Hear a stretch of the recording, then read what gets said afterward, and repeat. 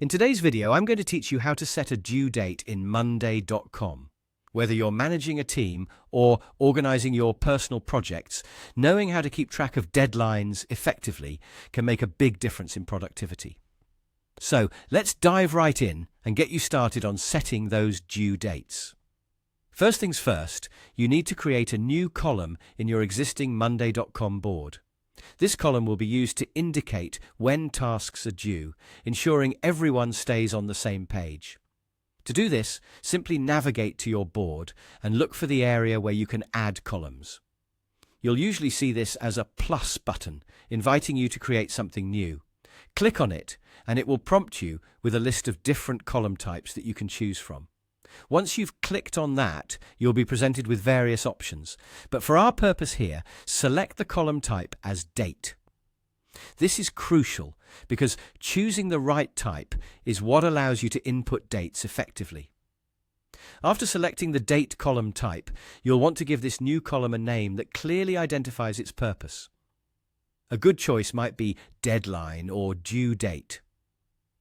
This will ensure that anyone glancing at the board can instantly understand what the column represents. Now, let's move ahead and set this column specifically as a due date. If you hover over the column name, you'll notice a small icon with 3 dots on the right side. This is the universal symbol for more options, so go ahead and click on it.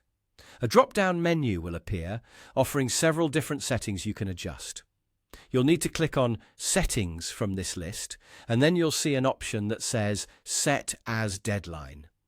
Select that, and we're moving closer to organizing your deadlines effectively. At this point, a window will pop up asking you to associate this due date with a specific status column. This step is important because it allows you to track the progress of a task alongside its deadline. You can also choose a column that specifies the person responsible for the task.